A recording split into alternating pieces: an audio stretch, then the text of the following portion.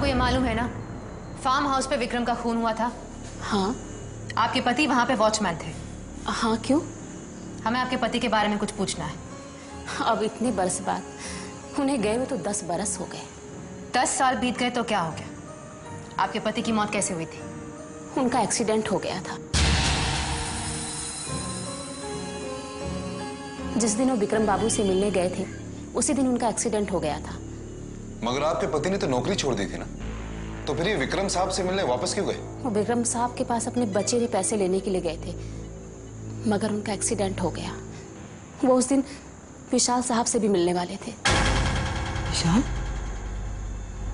विशाल साहब से मिलने वाले थे? क्यों? पता नहीं। अच्छा एक बात बताइए, आपको कैसे पता चला कि आपके पति की मौत हो गई है? विशाल साहब ने फोन करके बताया था और उन्होंने खर्चे के लिए 1 लाख रुपए भी दिए थे। 1 लाख रुपए? काफी नेक इंसान लगते हैं मिस्टर विशाल। मैं तो डर के हमारे बेहोश ही होने वाला था।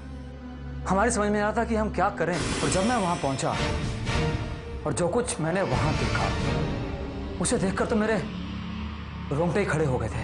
फिर जब पुलिस वहां पहुंची तो विक्रम की लाश और कौशल दोनों ही वहां से गायब थे। फार्म हाउस की चाबी लगता है इसी ने चुराई है।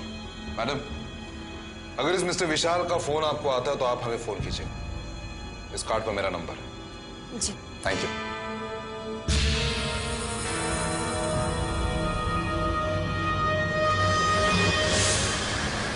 ये विशाल तो बहुत ही पहुंचा हुआ आदमी निकला। इसने वॉचमैन की वाइफ को 1 लाख रुपए दिए और झूठ बोला कि तेरा हस्बैंड एक्सीडेंट में मर गया है। हाँ, उसने सोचा होगा कि जल्दी से जल्दी उस वॉचमैन की वाइफ का मुंह बंद कर देना चाहिए। Hello, inspector Pratap here. Sir मैं पराग बोल रहा हूँ, कौशल और विक्रम का बिजनेस पार्टनर। हाँ पराग जी, कहिए क्या हुआ? सर वो आपको कुछ बताना था। क्या बताना था? विशाल के बारे में कुछ बताना था। विशाल के बारे में? अरे ये तो कमाल हो गया, अभी हम विशाल के बारे में ही बात कर रहे थे। सर कुछ दिन पहले विशाल ने मुझसे फार्म हाउस की चाबी मांगी। विशाल ने चाबी मांगी फार्म हाउस की?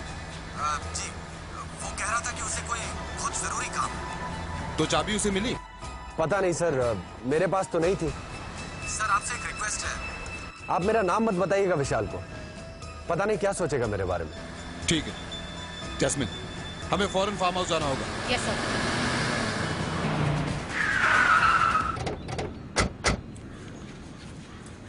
सुनिए, हम सीआईडी स्पेशल ब्यूरो से। अब विशाल जी को जानते हो ना? हाँ साहब। वो आए थे क्या यहाँ पे?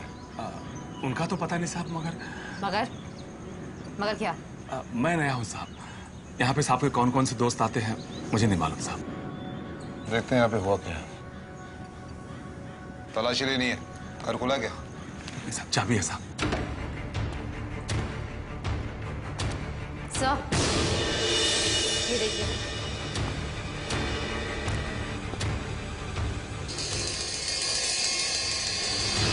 सिगरेट के जले हुए टुकड़े और पैरों के निशान। यहाँ पे कोई आया तो है? साहब ये सिगरेट कैसे आ गई यहाँ पे? ये सब तो साफ किया था मैंने। जैस्मिन, ये पैरों के निशान उस ओर जा रहे हैं, उस दरवाजे की ओर।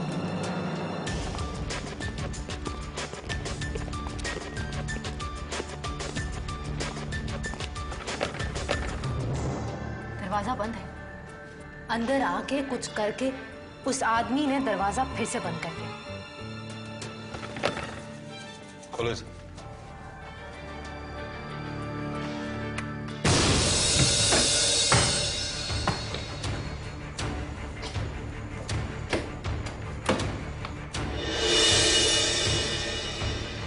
इस अलमारी में क्या है? हाँ? इसे भी कुछ होगा, या और कुछ तो दिख नहीं रहा है।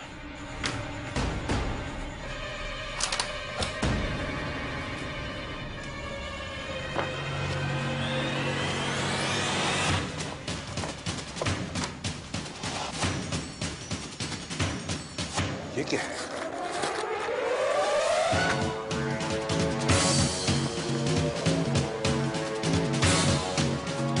ओह माय गॉड,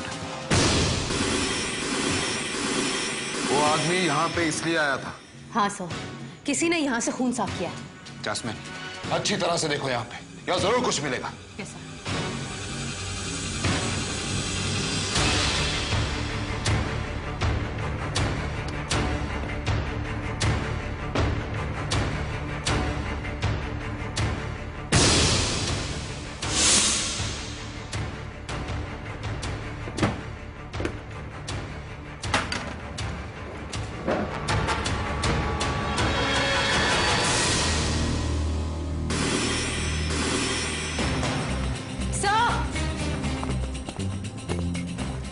क्या हुआ?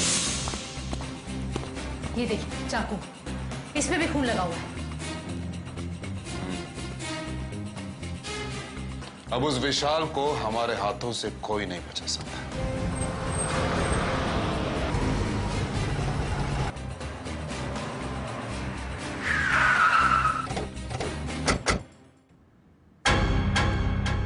अरे अरे, ये क्या कर रहे हैं आप लोग? विक्रम के फार्म हाउस की चाबी कहाँ है? कौन सी चाबी? कैसी चाबी? मुझे कुछ नहीं मालूम। ठीक है, हम लोग खुद ही ढूंढ लेंगे। जैस्मिन तुम आ दे। अरे आप लोग तो जबरदस्ती मेरे पीछे ही पड़ गए हैं। वॉचमैन की बीवी से झूठ क्यों बोला कि उसके पति की मौत एक्सीडेंट में हुई है? वो मुझे लगा कि वो एक्सीडेंट में ही।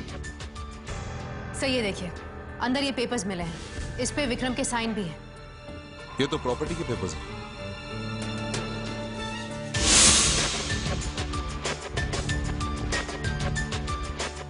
विशाल जी, ये प्रॉपर्टी के पेपर्स आपके घर पे कैसे आए? और आपने सारी प्रॉपर्टी अपने नाम लिखवा ली? ये पेपर्स? सर मेरी समझ में नहीं आ रहा, ये पेपर्स मेरे घर पे कैसे आए? हर गुनहगार यही बोलता है जब पकड़ा जाता है। ये पेपर आपके घर में से मिले हैं। और इतना ही नहीं, आपने वॉचमैन की बीवी से कहा कि उसके पति की मौत एक्सीडेंट में हुई है, जबकि आपको मालूम था कि उसका खून हुआ है। ये खून आपने किया। नहीं। और ये बैंक के लॉकर की चाबी और ये फार्म हाउस की चाबी। हाँ? इसकी डुप्लीकेट चाबी कहाँ है? सर, ये देखिए चाबी फार्म हाउस की लग रही है। क्यों विशाल जी, आपने तो कहा था कि आपको इस चाबी के बारे में कुछ मालूम ही नहीं। सर ये चाबी मेरे घर पे कहां से आ गई? सर मैं सच कह रहा हूं, मुझे कुछ नहीं मालूम। बंद कीजिए अपनी ड्रामेबाजी, अब सब कुछ साफ हो गया है। आप फार्म हाउस में गए थे सबूत मिटाने के लिए, और इतना ही नहीं, आपने विक्रम का खून भी किया। सर मैं क्यों मारूंगा विक्रम को? तुम चारों पार्टनर्स थे, एक मर गया दूसरा जेल में गया, बात खत्म। कंपनी तुम्हारे और पराग के नाम हो गई। एक तीर से दो निशाने। सर ऐसी बात नहीं है, विक्रम को कौशल ने ही मारा है। उनके आपस में झगड़े भी होते थे, और सर विक्रम की लाश के बाजू मैंने कौशल को पड़े अपनी आंखों से देखा था। ये सारी कहानी तुम्हारी बनाई हुई है और उसमें कोई दम नहीं है। अच्छा, एक बच्चे ने आके आपको अपनी कहानी बताई, उसकी कहानी बता मैं, और जब मैं तेरे से बोल रहा हूं कुछ नहीं। नहीं, एक बच्चे की बात मान के हमने केस वापस नहीं खोला है। बहुत सारे सबूत मिले जो बता रहे हैं कि कौशल ने खून नहीं किया, किसी और ने किया है। और वो खूनी तुम हो। विक्रम के फार्म हाउस की चाबी जो खो गई थी तुम्हारे पास कैसे आई? ये चाबी मुझे नहीं मालूम। और ये कंपनी के पेपर्स ये तुम्हारे घर कैसे मिले, जिस पे विक्रम के नकली साइन है? ये पेपर्स ये मुझे नहीं मालूम। मैंने इन पेपर्स को आज से पहले कभी नहीं देखा। अगर तुम इन कपड़ों को तो पहचानते होगे, इन्हें तो कभी देखा होगा शायद। ये कपड़े हमें फार्म हाउस से मिले। और बोलो क्या सबूत चाहिए तुम्हें? और इन पे खून भी लगा हुआ है। बोलो। ये कपड़े मेरे हैं। क्यों बोलती बंद हो गई विशाल जी? अब पता नहीं फोरेंसिक लैब में और क्या क्या पता चलने वाला है।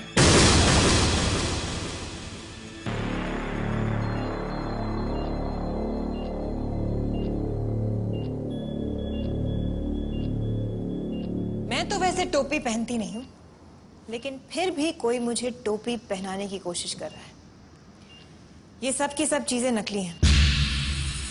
ओह, किसी ने जानबूझकर हमारे रास्ते में फेंक दी? हाँ सर, विशाल ने ये खून नहीं किया है, कोई जबरदस्ती उसे फंसाना चाहता है।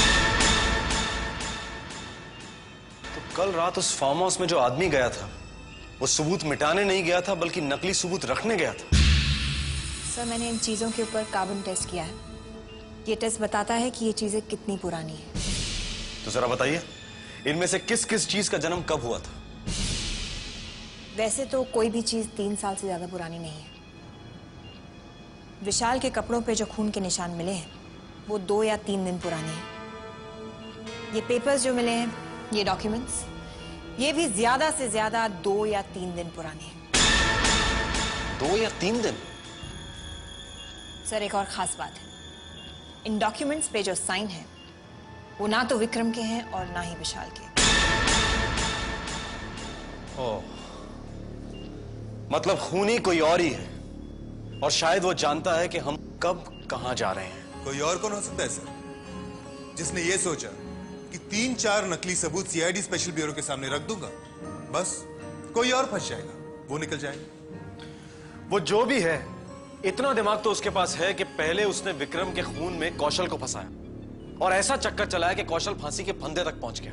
और जब कौशल को फांसी होने ही वाली है, ये आदमी अचानक नींद से जाग उठा कि कौशल को फंसा के गलती हो गई, विशाल को फंसाना चाहिए था। अभिमन्यु, तुम्हारा कहना ठीक लग रहा है, मगर अगर कौशल को फांसी हो जाती तो ये केस वहीं के वहीं खत्म हो जाता। तो फिर कोई आदमी ये ड्रामा अभी क्यों कर रहा है? यही बात है अक्षय, खूनी को लगा कि विशाल मेरे लिए ज्यादा बड़ी मुसीबत है, इसे किसी तरह रास्ते से हटा। कौशल एक बार मर गया तो फिर कौन पूछेगा इस केस को? और इसीलिए उसने विक्रम के पुनर्जन्म की कहानी भी लिखी। मेरा खून कर दिया गया है। क्या? तुम्हारा खून कर दिया गया? हाँ, 10 साल पहले। 10 साल पहले? अंकल, ये मेरा दूसरा जन्म है। हाँ, ये पुनर्जन्म की बातें ये सब हवा में है। अक्षय, वो बच्चा कहाँ है जिसकी वजह से केस दोबारा खुला है? सर, मेरे पास उस आदमी का एड्रेस भी है और फोन नंबर भी। अभी ढूंढता हूं उस चाचे भतीजे को।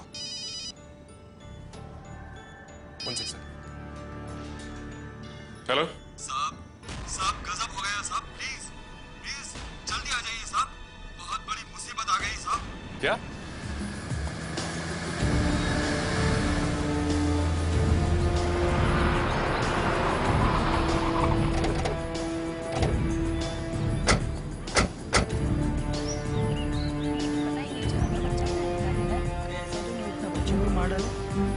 सीआईडी ब्यूरो आ गया।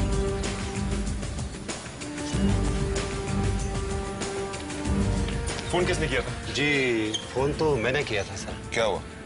सब खून हो गया है। खून? जी हाँ, दिवाकर जी का खून कर दिया है किसी ने। दिवाकर जी का खून? और वो बच्चा का है सूरज, दिवाकर जी का भतीजा? जी वो तो नहीं, वो तो दिखाई नहीं दिया है। लाश कहाँ है? लाश भीतर है सर।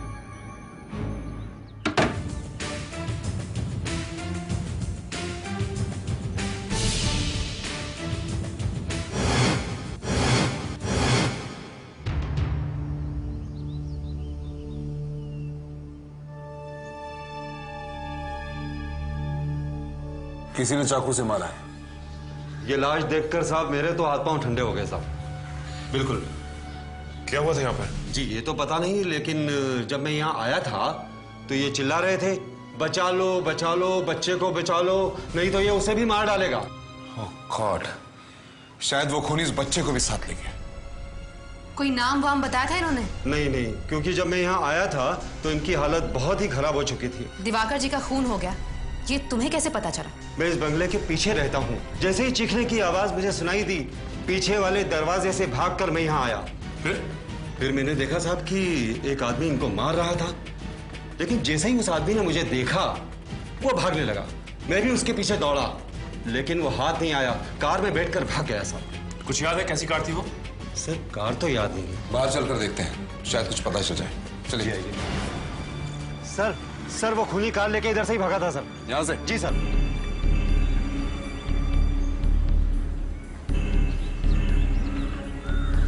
ये देखो, टायर के निशान।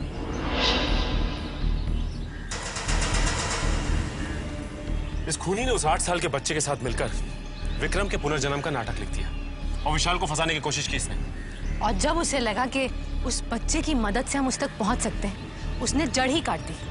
चाचा का खून कर दिया और बच्चे को अपने साथ ले गया। मगर ये खूनी है कौन? ये जो भी है बहुत चालाक है। हमसे एक कदम आगे चल रहा है वो। जैस्मिन, यहाँ आसपास अच्छी तरह से देखो, शायद वो खूनी अपने घर का पता छोड़ गया।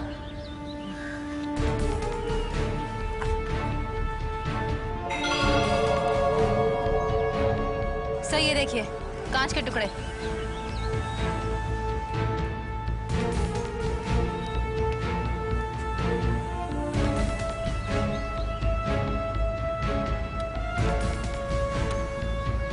ये कोई आम कांच का टुकड़ा नहीं लगता। चश्मे में जो कांच लगता है वैसा दिख रहा है। देखो,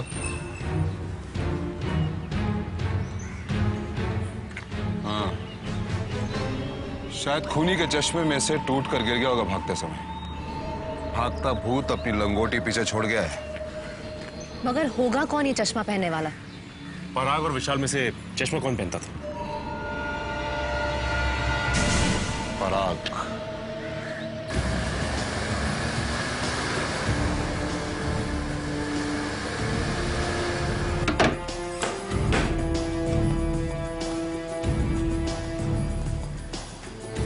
यहाँ पे तो पराग का नामो निशान नहीं। सारा घर छान मारो, यहीं कहीं छुपकर बैठा होगा ये पराग।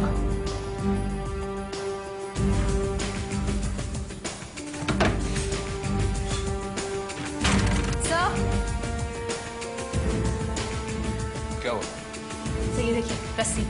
लगता है पराग ने उस बच्चे को यहाँ पे बांध के रखा था। जल्द से जल्द हमें पराग तक पहुंचना होगा। अपने आप को बचाने के लिए वो बच्चे को कभी भी मार सकता है। पराग का पता हमें इसी घर में मिलेगा। चल ढूंढो।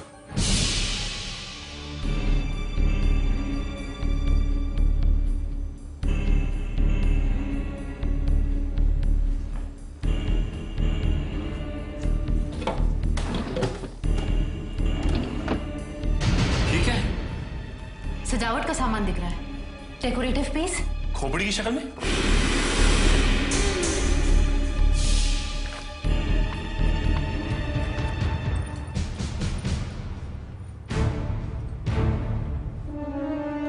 जैस्मिन, ये सजावट का सामान नहीं है, ये असली खोपड़ी है। ये देखो इसकी दरारें। खूनी ने इसे नकली खोपड़ी की शक्ल दे दी है। कहीं ये विक्रम की खोपड़ी तो नहीं? मगर पराग ने इस खोपड़ी को ऐसा बनाया कैसे होगा? जरूर किसी न किसी के पास ले गया होगा इस खोपड़ी को। नहीं, पराग को कहीं भी जाने की जरूरत नहीं पड़ी होगी। शायद उसने ये काम खुद के वर्कशॉप में किया है। अगर ये खोपड़ी विक्रम की है तो खूनी यही है, पराग। अभिमन्यु, ये खोपड़ी फौरन लैब में भेजो, डॉक्टर नियति के पास। श्योर। वो खूनी अब हमसे ज्यादा दूर नहीं है। हो सकता है इस वक्त वो वर्कशॉप में हो। मगर सबसे पहले हमें उस वर्कशॉप का पता ढूंढना होगा।